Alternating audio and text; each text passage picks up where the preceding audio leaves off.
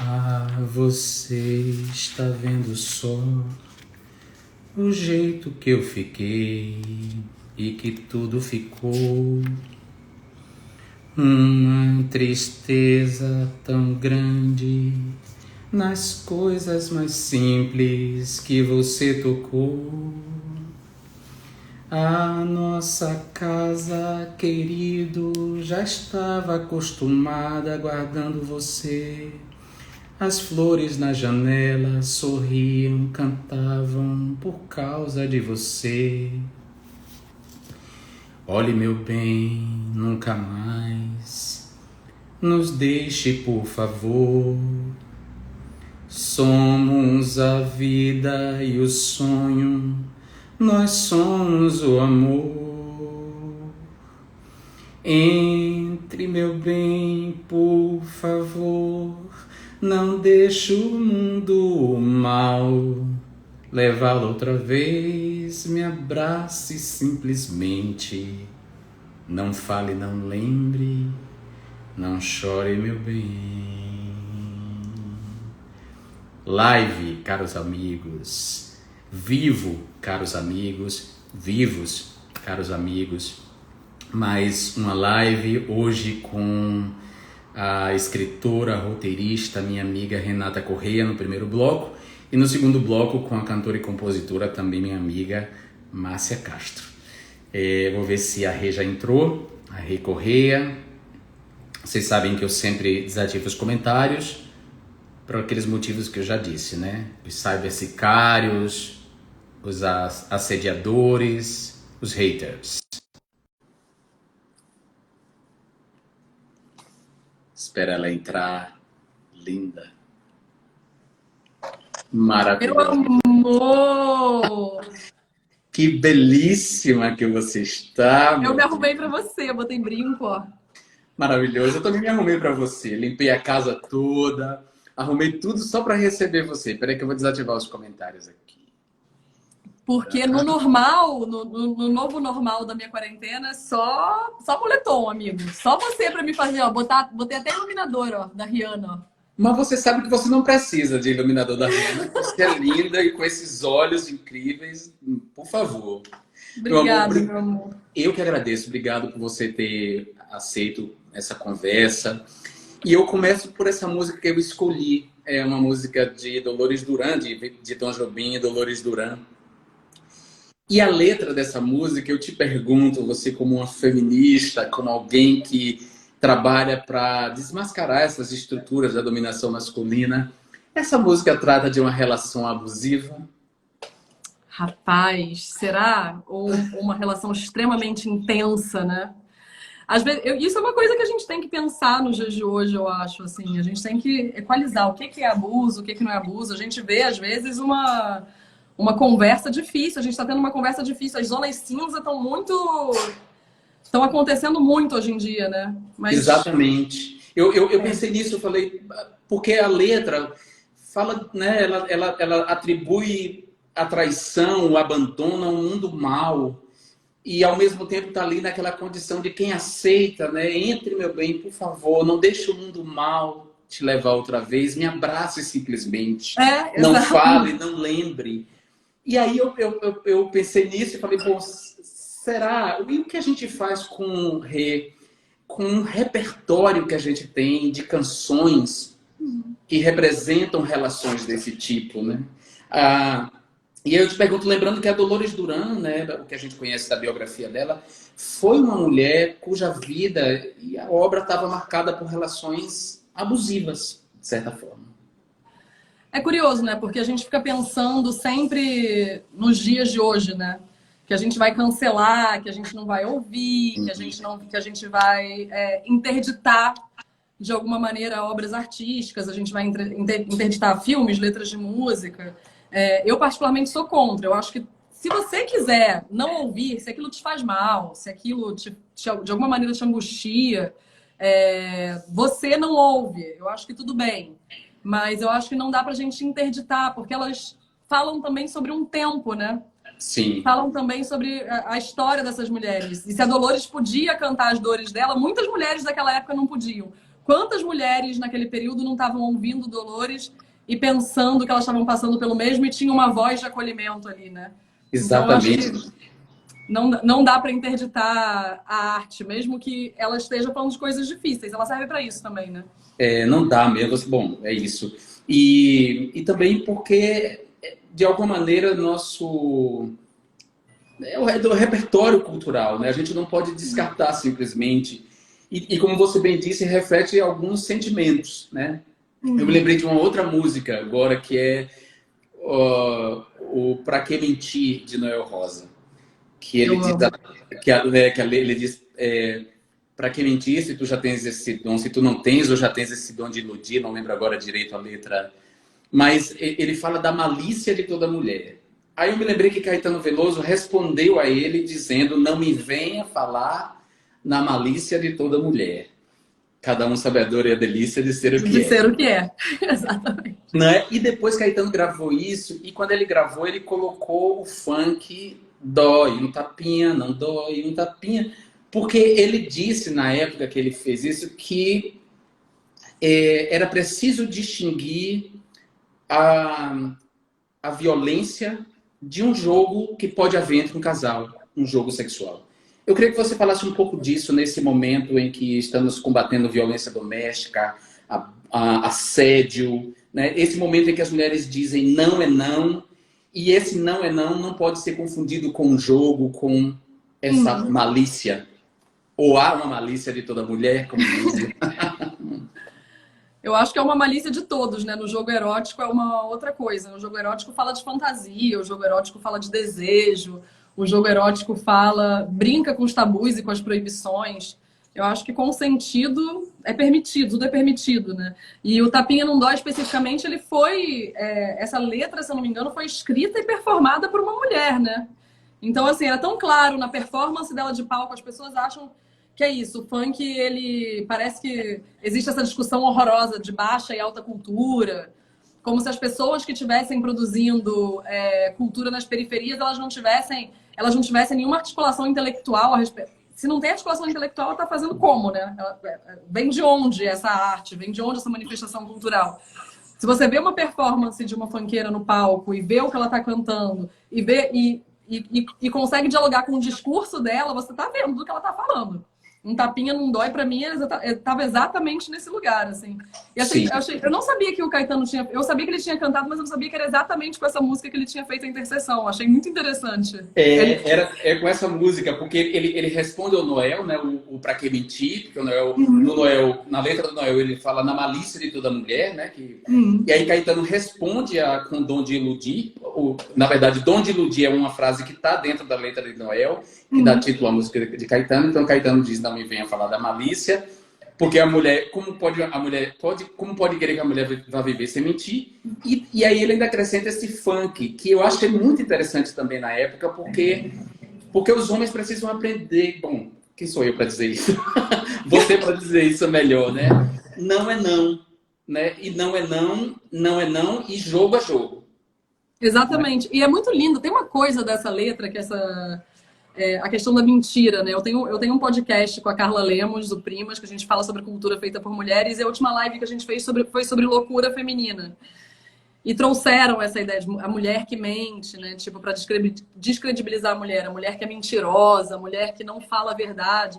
E é tão curioso isso para mim, porque é tão claro e tão óbvio que a gente vive numa sociedade tão patriarcal, tão opressora, tão machista. Eu fico imaginando as alternativas que as nossas avós, as nossas bisavós tinham para fugir da violência, para poder ter independência financeira, esconder um dinheirinho embaixo num pote de biscoito, entendeu? Poder levar uma filha numa escola. Minha avó, por exemplo, o meu avô não deixou ela estudar, porque dizia que mulher não podia estudar, que se estudasse muito não ia querer casar, e minha bisavó levava ela escondida na escola. Então, assim, sim, a gente mente. A gente aprendeu a mentir bastante, mas a gente aprendeu a mentir como um recurso de sobrevivência. E eu acho que nem entra na categoria mentira, como se a mentira fosse algo absoluta, um valor absoluto ruim ou nocivo, mas esse tipo de ardil e artifício fez com que muitas de nós chegássemos até aqui vivas. Sim. Né? E é muito interessante você dizer isso, porque eu me identifiquei, olha, a mentir não no sentido mais saudável que a gente pode ter do exercício da mentira, é algo que está no ethos também de nós gays e lésbicas, porque nós somos obrigados, desde muito cedo, a esconder quem somos, a negar o nosso desejo, a dissimular, a camuflar, né? E, em última instância, a mentir. Então, você está certa, né? Quer dizer, como podem julgar que a gente minta, que a gente usa esse ardil, né? E esse ardil muitas vezes é um ardil duplo, né? Se a gente for pensar na psicanálise do desejo que se deforma para poder aparecer, é uma dupla representação. Se mente para se poder ser de verdade. Se mente para a opressão não te pegar e se poder ser de verdade. Então, acho que tem um lugar bonito aí nessa música, nesse lugar. O que é essa mentira, né? Sim. Fingir a dor que deveras sente. Já disse Fingir a dor que deveras sente. Exatamente. O rei, eu estava pensando aqui numa evolução. Não, a palavra não é evolução. Mas numa transformação e numa conquista do feminismo em diálogo com as tecnologias da comunicação, né?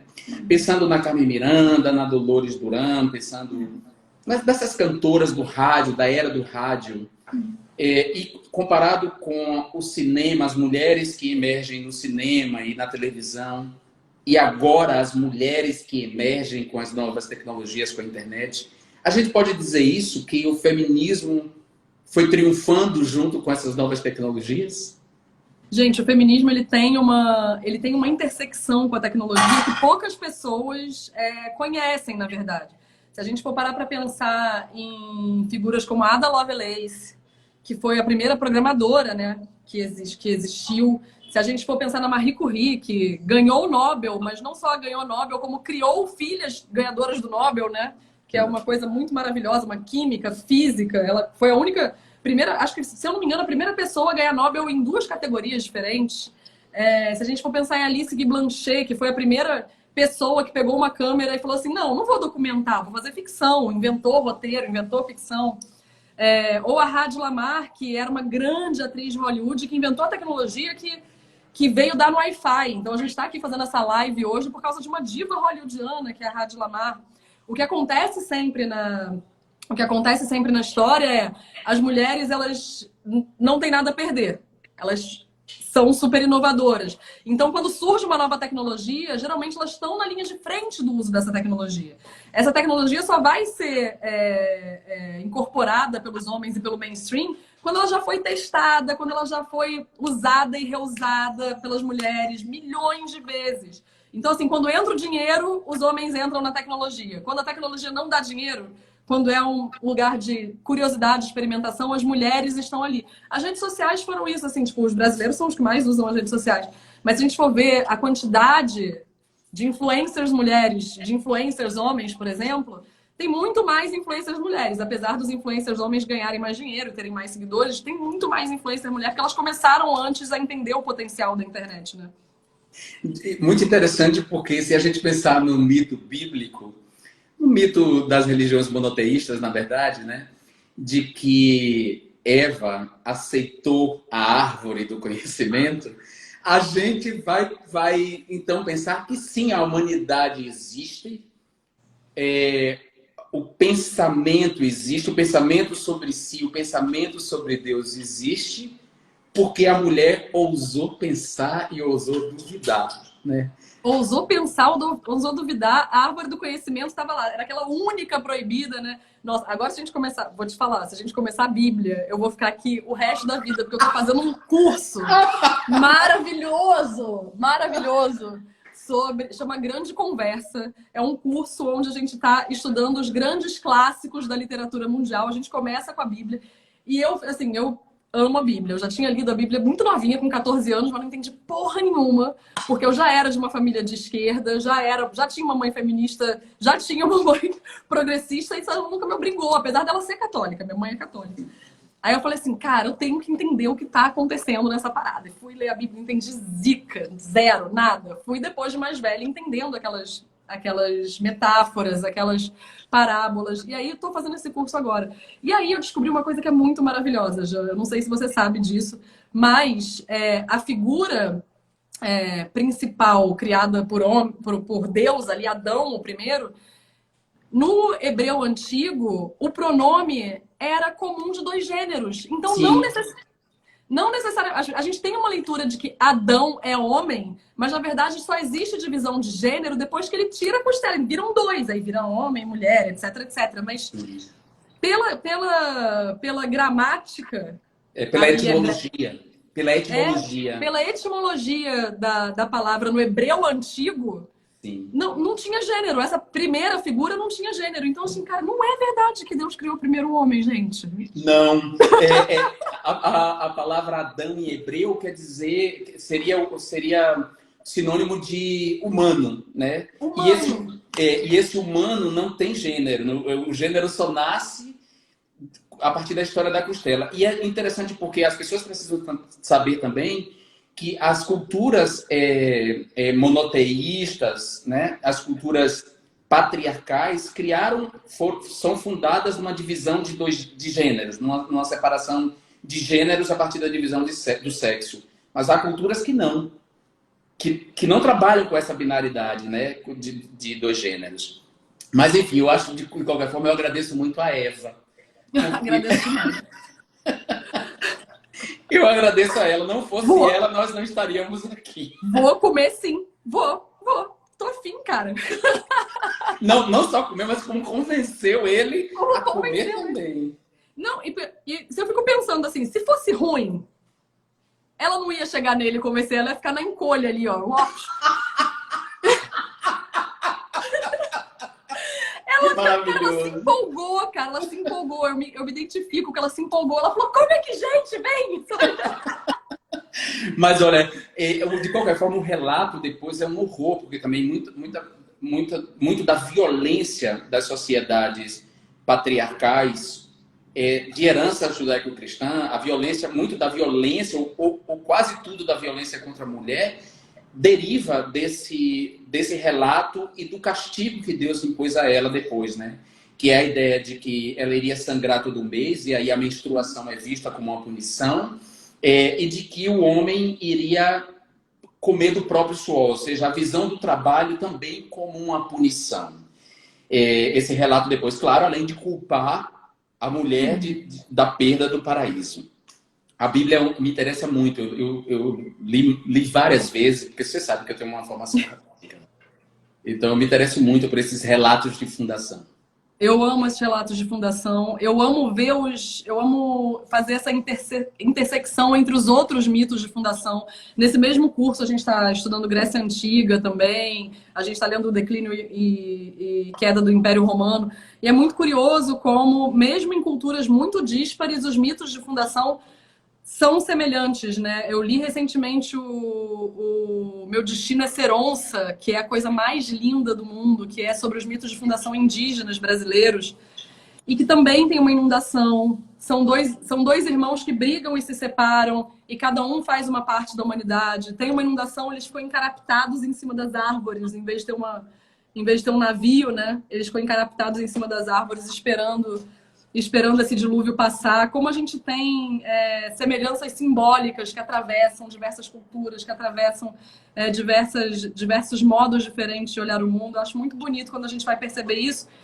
E é uma coisa que falta pra gente no dia de hoje, nos tempos horríveis que a gente está vivendo, é entender como nós somos parecidos mais do que diferentes, né? E nós somos muito parecidos. A verdade é essa. Sim, isso é verdade. Ô, minha amiga, agora falando de literatura, né? Você está estudando a literatura. Como equacionar as pressões justas do feminismo por uma revisão do currículo escolar, por exemplo, que permita os alunos a lerem criticamente, por exemplo, as escolas literárias, né? O destino que tinham as mulheres no romantismo. As heroínas sempre tinham que casar no final, quer dizer, a felicidade delas dependia de um homem. Depois, o destino das heroínas no realismo, que é morrer, né? Por transgredir, todas morrem. e depois o corpo sexualizado no modernismo, né? Como fazer com que o currículo escolar, que o currículo escolar contemple essa leitura crítica do repertório literário, se a gente tem cada vez mais governos neoliberais que desinvestem na educação, se as professoras, e a gente sabe muito bem que há mais professoras do que professores, ganham muito mal, não tem chance de educação, de formação continuada. Como equacionar essas pressões, Rê? Eu sei que não temos a fórmula, mas vamos pensar aqui junto. Vamos pensar. Eu gosto muito de pensar novas maneiras da gente estar no mundo, né? A gente sempre conversa muito sobre isso, né? Se o mundo tá tão ruim, tá tão difícil, como seria o mundo que a gente gostaria? E é óbvio, eu não tenho uma resposta para isso. Eu sempre fui uma leitora voraz e é muito curioso, assim, né? Que hoje a gente fala muito de representatividade e a gente fala muito dessa ideia de estar ocupando os espaços. Mas, por exemplo, se a gente for pensar nos dois movimentos literários que você falou, que são o romantismo e o realismo, quantas grandes heroínas a gente não teve? Heroínas mulheres escritas por homens. E aí a gente vê, realmente, os destinos delas são horríveis, assim. Tipo, a morte, Cara, um dos meus livros preferidos é Ana Karenina. E eu fico pensando, cara, o Tolstói foi lá e escreveu essa mulher incrível só para matar ela no final. Mas a trajetória de conhecer essa mulher, para mim, foi tão impressionante que, assim, para mim, ler aquele livro é tipo um milagre da literatura. Mas o que eu acho a gente não pode, mais uma vez, interditar livros, interditar autores, a não ser, é claro que, por exemplo, a questão do Monteiro Lobato para crianças muito pequenas, aí eu já tenho uma visão diferente, porque, na verdade, se eu fosse uma criança negra lendo aquilo, eu ia ficar profundamente deprimida e me sentir muito atacada. Sim. Então, eu acho assim, eu não quero que queimem os livros dele, mas eu quero que pessoas adultas que entendem o que é racismo leiam o livro dele, não crianças que estão na sua formação e podem se sentir profundamente violadas e ofendidas com aquele conteúdo. Sim.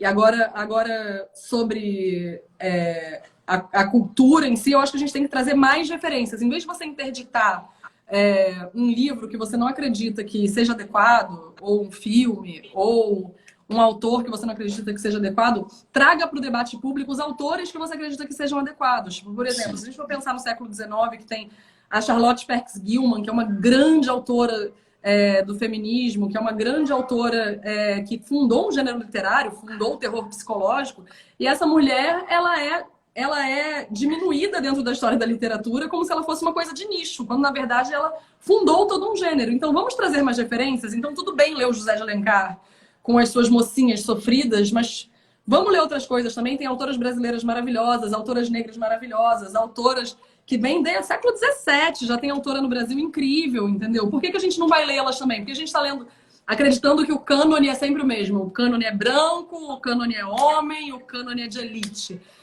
Porque a gente está repetidamente lendo essas pessoas e se referindo a elas. Mas se a gente estiver lendo outras pessoas se referindo a mais perfis de autores e autoras, a gente vai estar ampliando esse debate.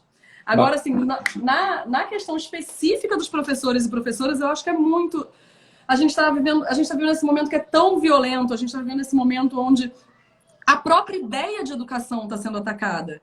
Entendeu? Os profissionais de educação estão sendo atacados. Esses dias viralizou aí uma pessoa falando assim, o Brasil está num buraco econômico porque professores universitários ganham 20 mil reais.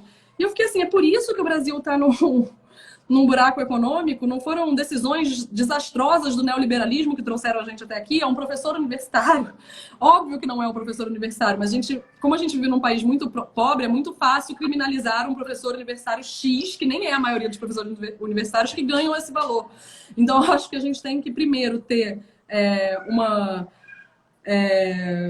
mudar essa ideia de que a educação é uma coisa elitizada, que ter educação é algo de gente metida, de gente escrota, porque a gente chegou nesse ponto, entendeu?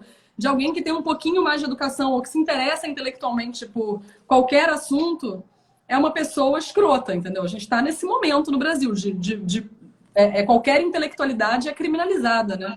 Sim, e ao mesmo tempo nós nos colocamos, nós que estamos no campo da esquerda ou das esquerdas, nesse campo democrático, nós nos colocamos numa situação de deixar claro para nós mesmos que não há hierarquia, não há prioridades, né? Nós temos que lutar por mais recursos para a educação, defender a educação pública de qualidade, e ao mesmo tempo defender que essa educação pública de qualidade inclua a revisão dos currículos e a inclusão dessa crítica feminista, dessa crítica decolonial, dessa crítica a esses conteúdos que transmitem, né, como dizer, transmitem socialmente esses preconceitos.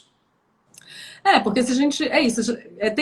Eu não sei se você conhece essa pesquisa que é maravilhosa, da Regina Descaustanger, que é uma pesquisadora da UNB.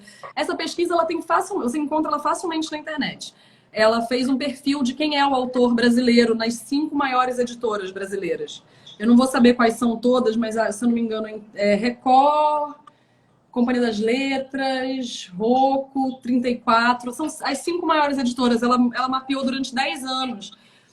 E a maioria esmagadora dos autores tem o mesmo perfil, cerca de 40 anos, branco, vindo das elites, e os protagonistas deles se parecem muito com eles. Então, se a gente vê, a gente acaba tendo a ideia de que a literatura e a cultura são feitas por pessoas de grupos majoritariamente opressores. Eu não estou dizendo que esses autores são opressores, mas falando do grupo social a qual a maioria dos opressores se encontra.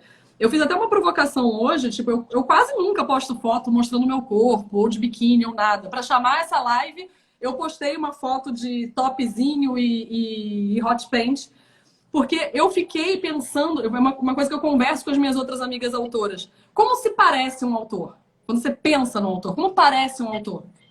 Eu sou uma autora, eu gosto de roda de samba, eu gosto de praia, eu gosto de carnaval, eu ouço funk, entendeu? Sabe? Tipo, eu não pareço, eu não tô com um charuto sofrendo porque eu tô escrevendo. Inclusive, eu nem sofro para escrever. Eu gosto de escrever, eu fico feliz escrevendo. Não tô torturada escrevendo, não preciso ir para uma praia na Irlanda escrever, entendeu? Sabe? Eu tenho filha, ela corre aqui, entendeu? Ela grita, me chama toda hora enquanto eu tô escrevendo. Então, assim, uma autora também se parece com uma mulher de biquíni, uma autora também se parece com uma mãe, uma autora também pode ser uma mulher negra, uma autora pode ser uma pessoa trans. Então, a gente tem que tirar essa ideia de quem é o autor, entendeu? Pra gente poder ter mais referência. Que maravilha, eu me identifico tanto com isso. Olha, quando eu publiquei meu primeiro livro, em 2001, eu era muito novo, né? Eu já era jornalista e tal. Só que eu sou gay e sempre gostei de boate, sempre gostei de carnaval, me fantasiava do carnaval. Ou seja, eu era um escritor com todas essas características. Eu amo a vida. Eu também sempre atentei contra essa imagem. Eu até estava conversando numa outra live com o João Paulo Cuenca sobre isso, sobre como esses autores se imaginam no século XIX, né? Eles escrevem como se estivessem no século XIX. Um abajur, uma luz indireta, uma máquina de escrever. Um esquinho. Um esquinho. Menina, impressionante. Que bom. Eu vi sua foto, eu amei sua foto, na verdade, porque as escritoras se parecem com você. Né? Aliás, uma das autoras, você gosta de 2 autoras que eu amo também. Talvez a gente goste de mais autoras, mas eu vou citar 2 delas. Sontag, que eu sei que você gosta, e a Rebecca Solnit. Eu amo Rebecca, gente. Rebecca é maravilhosa. Cara, a Rebecca Solnit foi, assim, tipo, eu li aquela mulher, eu falei assim, é isso, gente. É isso, porque assim, ela tem um descompromisso total com a ideia de que ela precisa parecer uma escritora. Apesar dela ser uma mulher branca, de certa idade, etc, etc. Mas assim, ela tem um humor. E quando ela fala no Homens Explicam Tudo Pra Mim, a crônica que dá origem a esse livro, que é maravilhosa, que ela descreve uma festa onde ela fica dando corda para um homem que... Ela lançou um livro e esse homem, numa festa, começa a conversar com ela e começa a falar sobre esse livro que ela lançou, que está na lista de mais vendidos. E ela falou, nossa, eu também me interesso sobre esse assunto. E começa a dar corda. E o cara começa a falar para ele, não, mas você não está entendendo. Você tem que ler esse livro. E fica citando o livro dela para ela mesma na festa. E ela lá, dando corda. Porque o cara nunca imaginou na cabeça dele que ele poderia estar se referindo a uma autora e não a um autor. Porque na lista que ele viu o livro estava Solnit, R. Então aquele R era Robert, Richard, sei lá que bosta, menos Rebecca. Essa crônica é maravilhosa, eu amo. Bom, e tem a Toni Morrison também você gosta e é uma das minhas preferidas. Incrível. Amada, mudando de assunto, Vamos falar agora do tema que ocupou as mídias sociais nos últimos dias. O tema espinhoso do aborto que a menina de 10 anos teve que realizar por causa de uma violência, né, sexual, que ela vinha sofrendo desde os 6 anos. Você sabe que em mais de 60 anos, no Congresso Nacional, o único projeto de legalização de aborto apresentado foi o que eu apresentei. Né? As pessoas, o aborto segue sendo um tema tabu, os políticos fogem do enfrentamento dessa questão, mesmo as mulheres, mesmo a bancada feminina, né? A Jandira Fegali, depois da violência política que ela sofreu no Rio de Janeiro, né, que derrotaram ela nas eleições por causa do tema do aborto, mesmo ela não se aproximou mais desse tema, né? Eu queria que você pensasse comigo, como é que a gente vai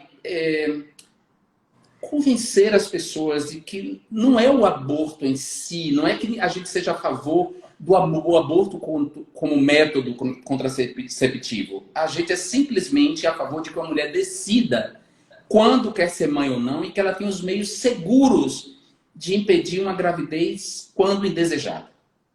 Como é que a gente vai fazer? Essa é a pergunta de $1 milhão, né? A gente está militando. A minha porta de entrada no feminismo foi a luta pela legalização do aborto. A gente está há muitas décadas pensando exatamente nessa questão. Como a gente vai fazer para sensibilizar a opinião pública a respeito desse tema? Aqui no Brasil a gente tem algumas dificuldades. A primeira delas é que eu acho que os conservadores, eles preferem o aborto ilegal,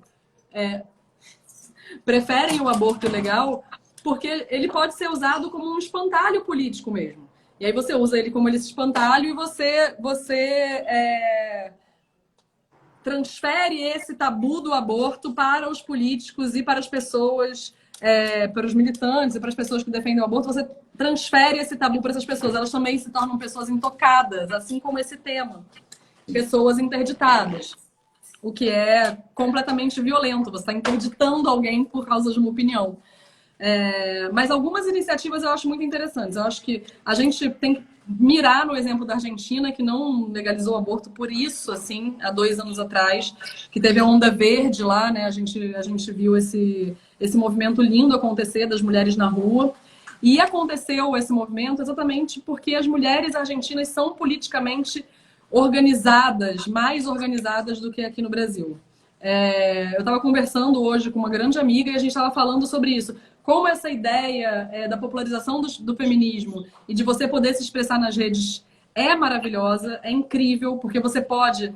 É uma porta de entrada para a sua politização quando você se identifica com um tema. Então, assim, você pode ter se identificado com transição capilar e só agora você percebeu as opressões racistas que você sofria por causa do seu cabelo e por isso que você alisa, e aí pode ser uma porta de entrada para você se organizar no movimento negro. Ou as mulheres que percebem que sofrem gordofobia e pressão estética e usam essa porta de entrada para se organizar politicamente. E esses sistemas são normalizados e não estavam na pauta e começaram a estar na pauta por causa dessas influências e dessas mulheres que nem se consideravam feministas, mas que sofreram uma opressão específica e, através dessa opressão específica, entenderam que existia uma estrutura de opressão.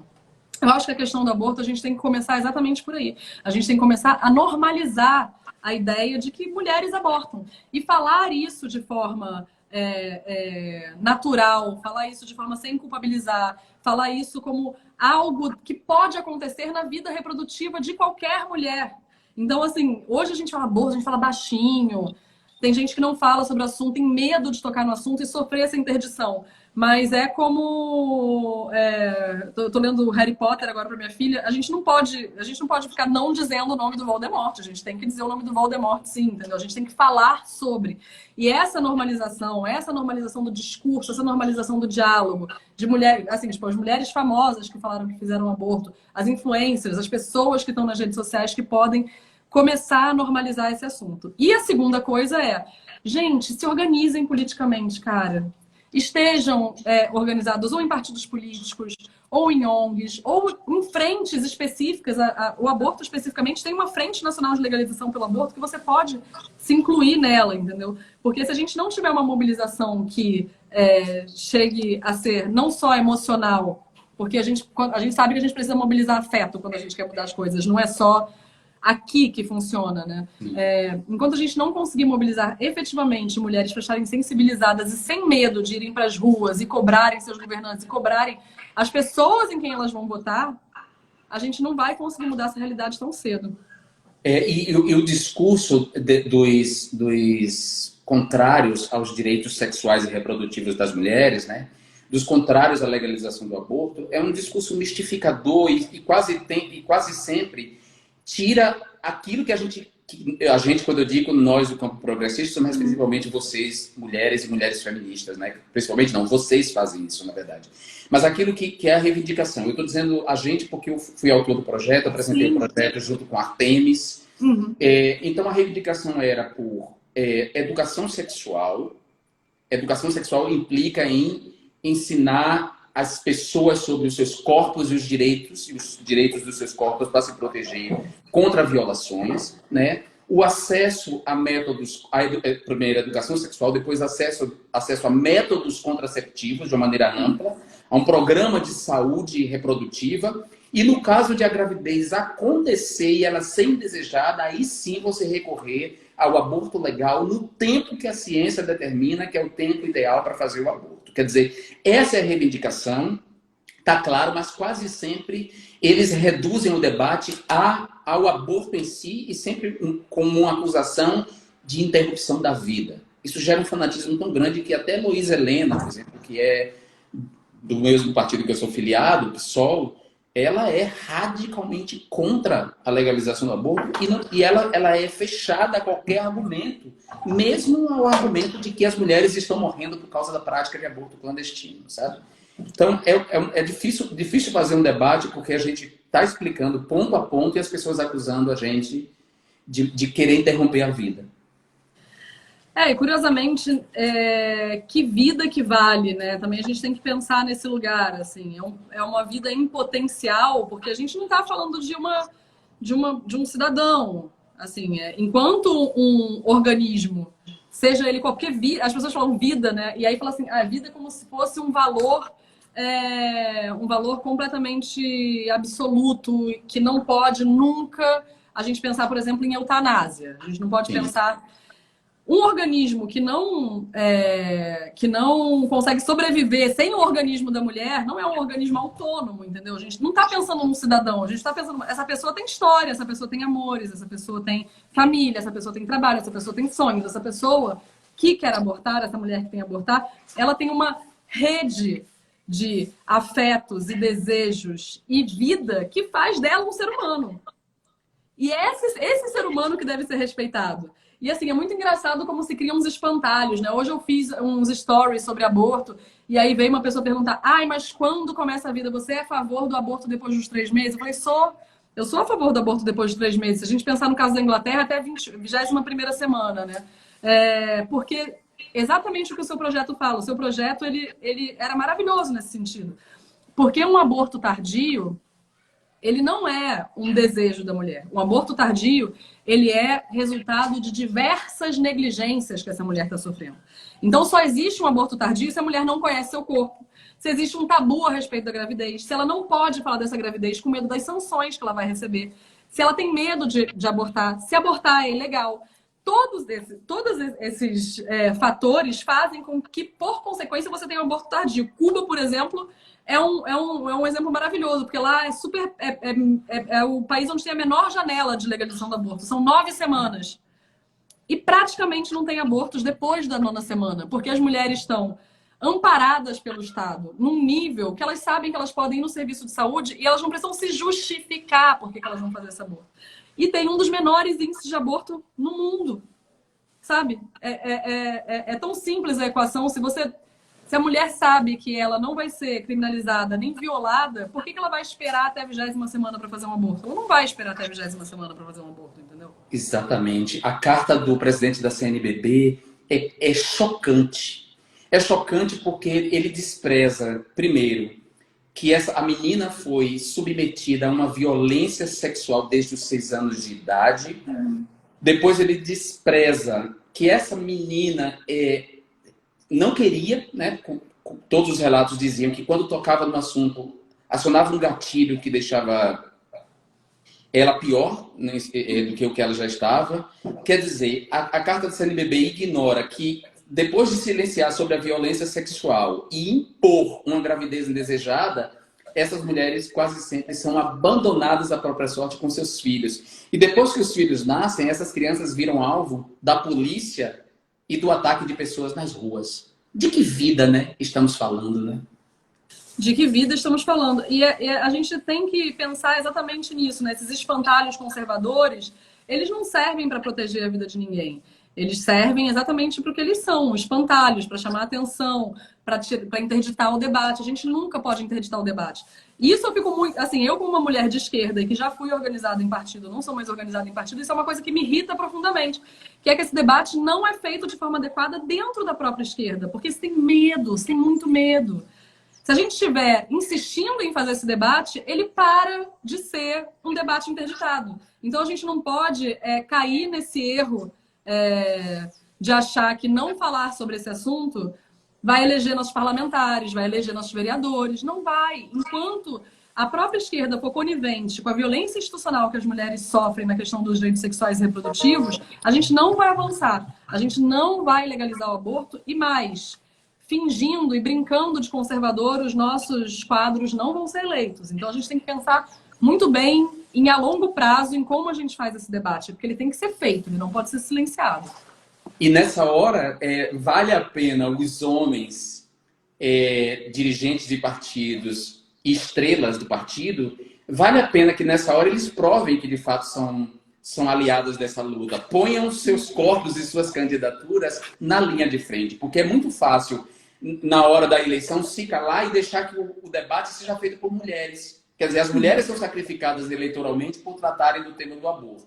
Eles não, eles ficam protegidos e nunca tratam do tema do aborto, mas ao mesmo tempo posam de progressistas. Então é hora, não é verdade? É a hora de eles assumirem também essa luta e dizer eu sou a favor e proteger, digamos assim, as candidatas desse momento de não se desgastarem frontalmente com esse tema, porque nós já sabemos que as mulheres de esquerda, em geral, são a favor da legalização. São a favor e se desgastam muito, né? Tipo, no Congresso mesmo, você foi o único parlamentar em 60 anos que pautou a questão do aborto. Eu sou amiga de outras parlamentares e elas falam que, assim, o mínimo que elas tentaram, seus assessores falaram, olha, vão interditar todas as suas outras pautas se vocês tentarem falar sobre aborto. E aí você imagina, né? Esse jogo do Congresso é muito violento, né? Como você mesmo pode dizer. E aí, imagina, você fala assim, nossa, então assim, tipo, eu não falo sobre isso e não pauto isso para conseguir uma outra coisa aqui, entendeu? Então, nossa, eu nem imagino como deve ser violento e pesado para uma mulher ou para um homem gay estar no Congresso. Sim, é muito violento, mas eu corri todos os riscos. A Gabriela Leite, ela disse uma coisa muito interessante. Sabe, eu corri os riscos, Rê, porque, olha só, primeiro eu não tinha apego ao cargo. Né? Eu não queria ser político de profissão.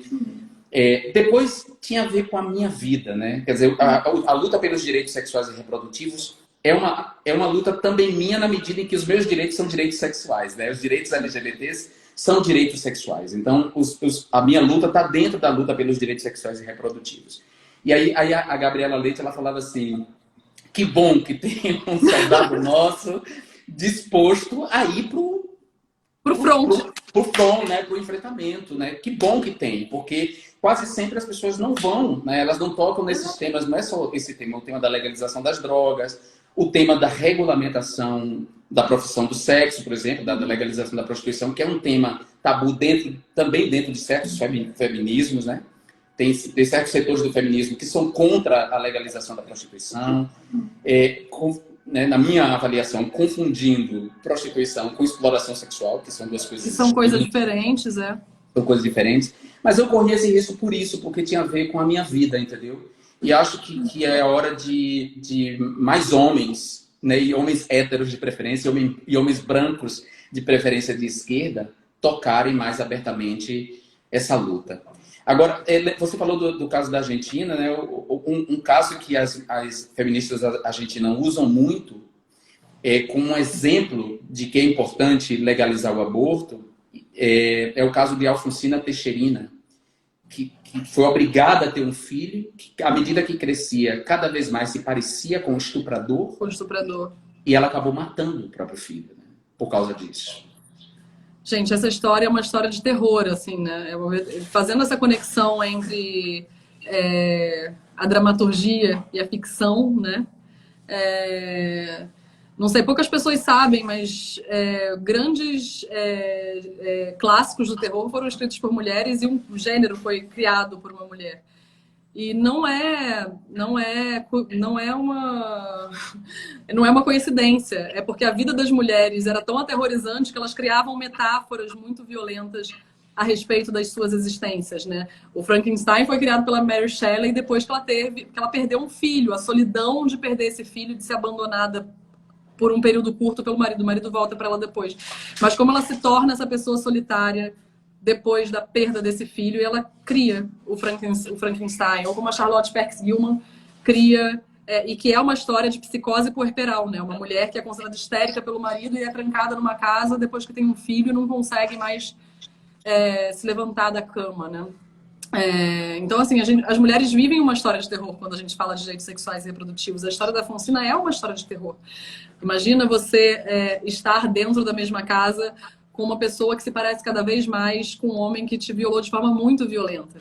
Então, se a gente for olhar para essas histórias, a gente percebe que quando os direitos sexuais e reprodutivos das mulheres não são respeitados, a gente está mesmo dentro de um dos enredos mais aterrorizantes da humanidade, né? Que é o ter o seu corpo violado permanentemente e a sua vontade e os seus desejos castrados de forma sistemática, até que você se torne alguém sem identidade, né? Até que você se torne alguém que foi simplesmente um invólucro ou um Tupperware de uma gravidez, né? E produzindo tragédias, né? Porque essa violação dos direitos, essa imposição de uma maternidade indesejada gera tragédias, né? Gera culpas, relações culpadas com pessoas que... Quer dizer, a pessoa não... a gente poderia ter uma sociedade muito mais saudável, relações muito mais saudáveis familiares, se simplesmente se respeitasse o direito e a vontade de quando a mulher deseja ser mãe, né? Seria simples assim. A psicanálise tem uma coisa muito linda, né? Que ela fala que qualquer bebê, qualquer criança, mesmo as geradas biologicamente, precisam ser adotadas pelos pais, né? Existe um ato que não é um ato biológico de gerar, é um ato de desejo. E o que diferencia a gente dos animais é que a gente deseja. A gente tem esse impulso, a gente tem essa força interna do querer e se movimentar por esse querer. Então, se o seu filho é biológico adotado, você precisa adotar, você precisa ter um ato fundante de desejo para ter aquela maternidade, para ter aquela paternidade. Como é que você faz um ato fundante de desejo se você foi obrigado a ter um filho, né?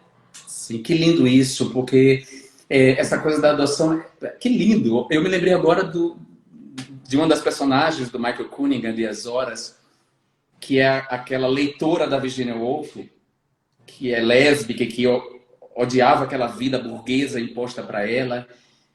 Ela não queria aquilo, ela não queria aquela vida, ela não queria aquela maternidade, ela abandona aquela família, aquele filho, que também gera um ressentimento, fica com um ressentimento profundo em relação a essa mãe, né? Nós seríamos, de fato, mais saudáveis se a gente respeitasse, se nós respeitássemos mais os direitos nossos e se adotássemos mais as nossas crias, né? Sim, eu acho que assim, esse ato de adoção ele serve para diversos afetos, não só para de filho ou, enfim, a questão de ser mãe ou de ser pai. Mas a gente nunca diz isso, né? Tipo, a gente escolhe os nossos amigos, a gente escolhe quem das nossas famílias a gente se relaciona, mas parece que existe essa fatalidade quando a gente fala de ser mãe ou de ser pai, principalmente ser mãe, né? Quando a gente fala numa sociedade patriarcal onde o abandono paterno não gera um livro, mas um abandono materno gera toda uma dramaturgia como em As Horas. Então, se a gente pode adotar os nossos afetos, fazer atos fundantes os nossos afetos, por que não para a maternidade, por que não para a paternidade, né? Por que não? Agora, ainda dentro do assunto, mas fugindo um pouco. Gente, eu tô apaixonada por essa live. Eu preciso falar, gente, porque a gente tá falando de coisas tão importantes, tão maravilhosas, e parece que eu tô bebendo uma cervejinha aqui em casa com você, sabe? Tipo, tá muito bom isso. Ô, meu amor, eu também, além de matar toda a saudade, a vontade que eu tinha era de lhe apertar. Mas vem cá, deixa eu te perguntar, como foi possível a HBO matar uma personagem como Daenerys Targaryen, né? Com todas as conquistas do feminismo, com todo o debate sobre o empoderamento feminino, com toda a paixão que aquela personagem causou, que era uma personagem comprometida com a liberdade, como foi possível eles matarem aquela personagem? Você, como roteirista e escritora, se sentiu aviltada? Eu me senti ofendidíssima, aviltada. Eu me senti assim, cara, tipo, mas vou contar uma fofoca do mundo nerd aqui. Tá bom. Recentemente teve o Hugo Awards, que é a maior premiação da ficção científica e fantástica na literatura. E recentemente, gente, eu sou muito empolgada com esse tema, tá? Eu também. Recentemente, grandes escritoras começaram a ganhar esses prêmios. Teve até a primeira brasileira que ganhou pelo seu zine, chama Ana, se eu não me engano. Então, as mulheres e os homens gays, as mulheres gays e pessoas negras finalmente estão entrando nesse universo que sempre foi muito acolhedor com elas. Se a gente for pensar nas dramaturgias fantásticas, as dramaturgias fantásticas trazem pessoas negras e pessoas gays muito antes da dramaturgia realista. E assim, com representatividade e sem... com a ideia punitivista de que se você é uma pessoa gay ou se você é uma pessoa negra, você está ali sofrendo. Não tem essa pornografia do sofrimento na literatura fantástica e na literatura da ficção científica. E aí, rapaz, chamaram o George Martin para fazer um discurso esse ano. Online, enfim, para falar sobre essas mudanças e para premiar uma autora, enfim. O cara só falou que antigamente que era melhor. Só falou dele mesmo, só se autoelogiou. Entrou numa egotrip que, assim, que ninguém entendeu. As pessoas ficaram putas, entendeu? Sabe? Ele ficou ali, ele tinha 5 minutos para falar, ele falou 10, falou só dele mesmo. Assim, tipo, não apresentou a autora que ele devia apresentar, só ficou falando de autores antigos do passado. Foi assim, ó. Aí você entende, ele era consultor da série, você entende o destino de Daenerys Targaryen em Game of Thrones, entendeu? Contei a fofoca, já. Que vergonha! Pelo amor de Deus! Olha, ele desceu assim um degrau na minha empatia, no meu querer bem por ele, porra. Porque eu já tinha ficado puto com esse destino, né, que ele deu para essa personagem, agora sabendo dessa egotrip. Mas eu tenho a impressão de que alguns filmes, a gente já tá indo pro final da live, eu tenho a impressão de que alguns filmes envelheceram mal, né? Tipo Uma Linda Mulher, que eu amava. Hoje eu fico constrangido quando eu vejo, assim. Como fazer com esses filmes que envelheceram mal? E por fim te pergunto, você gosta da Mulher Maravilha? Você gosta da direção da Patty Jenkins? Primeiro, eu gosto da direção da Patty Jenkins. Eu achei muito legal. Engraçado, assim, tipo, eu não sou muito fã de super-herói, mas como a minha profissão também tem que estar conectada à cultura pop o tempo inteiro, eu tô vendo tudo que acontece. Eu achei as opções dela de fotografia e de enquadramento muito boas. E foi muito curioso, assim, porque o meu marido é super nerd, o Lucas, e aí a gente foi ver o Liga da Justiça, que é o outro filme onde a Mulher Maravilha participa e que é dirigido pelo Zack Snyder, se eu não me engano. Gente, cara, olha a diferença estética da coisa. Ele botava umas câmeras de baixo para você ver a bunda da Gal Gadot. E a Patty Jenkins, ela dava planos abertos, onde ela usava uma fotografia para recortar os músculos e mostrar como aquela mulher era forte, e mostrar como aquela mulher era capaz de fazer todas aquelas aventuras, sabe? Tipo, e eu ficava assim, gente, como é que pode um filme da mesma franquia? Meu Deus do céu, que coisa horrorosa. Eu não quero ver a xoxota da Gal Gadot, gente. Eu quero ver ela sendo a Mulher Maravilha, entendeu? Sabe? Eu gosto muito da direção da Patty Jenkins, apesar de não ser grande fã dos filmes de super-herói no geral. E a outra pergunta foi como a gente faz com esses filmes? Que envelheceram mal. Eu não deixo de vê-los, alguns pelos quais eu tenho afeto. Principalmente porque se a gente for pensar na história do audiovisual, como a gente tinha dito antes, a Nora Ephron, por exemplo, é uma grande roteirista, escritora e diretora de filmes românticos, de comédias românticas. todos esses filmes foram porta de entrada para as mulheres no audiovisual. Porque os homens não vão fazer esses filmes, eles não estavam liberando o mercado para as mulheres fazerem esses filmes. Então, no final da década de 70, no final dos anos 80, a gente teve grandes talentos do audiovisual que estavam fazendo esses filmes, que estavam fazendo filmes românticos, comédias românticas que a gente chama de bobinhas hoje. Se a gente for pensar, parar para pensar numa Secretária de Futuro, que é um dos filmes da minha sessão da tarde, assim, como ele é sofisticado para falar na mulher da década de 80. Eu não quero mais aquele ideal, mas na época que eu via criança, eu falava assim, nossa, a gente pode ser profissional, gente, eu quero usar essas ombreiras e estar num prédio enorme em Manhattan, sabe? Tipo... Então, assim, eles têm um lugar de construção no imaginário que mesmo que algumas das tramas sejam bobinhas, que algumas das tramas sejam românticas, ou que falem dessa construção da Cinderela mesmo, de ser apaixonado pelo Richard Gere, olha, como você pode ser salva por um príncipe encantado, ficar reeditando essa ideia de ser salva pelo príncipe encantado. Quando a gente tem mulheres escrevendo e dirigindo essas tramas, a gente pode perceber algumas diferenças que são fundamentais. Como essa que eu falei da Patty Jenkins, e a maneira, não necessariamente ali no roteiro, porque os roteiros na década de 80 eram super conservadores mesmo, mas você vê essas diferenças quando a gente pode se ver em outros lugares, sabe? E eu acho por isso que eu acho que não tem que interditar. A gente vê, faz a crítica, vê o que é bom e faz diferente depois, entendeu? Não tem problema. A gente tem um filme, eu vou citar terror de novo, porque eu tô obcecada, entendeu? Eu tô fazendo um projeto obcecada por terror. Tem um filme que... Os filmes da série Pânico, por exemplo, que tem a Sidney Prescott, interpretada pela Neve Campbell. Esses filmes da década de 90 fizeram um super sucesso. E a Last Girl, né, que é esse estereótipo da menina que sobrevive, né, sobrevive a diversos ataques, assassinatos, etc, etc. Era sempre uma mocinha virgem na década de 70, que estava cuidando do irmãozinho. A Neve Campbell transa, a Neve Campbell tem namorado, a Neve Campbell bebe, a Neve Campbell corre, entendeu? E aí, quando a gente vê o Pânico, todos os 4 filmes da franquia falam especificamente de violência contra a mulher. Ela é perseguida porque a mãe dela era considerada puta na cidade.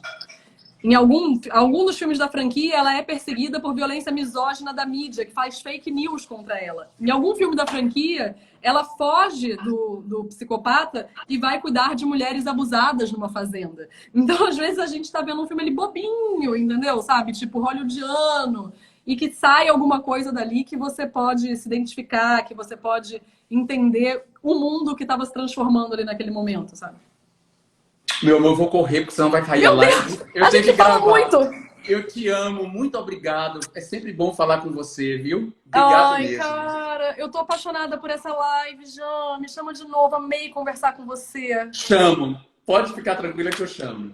Mas eu vou ficar aqui, porque eu tô louca pra ouvir Márcia Castro. cantoria e amor. Beijo. Tá bom, meu amor. Beijo. Tchau. Gente, eu vou salvar rapidinho antes que caia. Até daqui a pouco. Voltem. Beijo.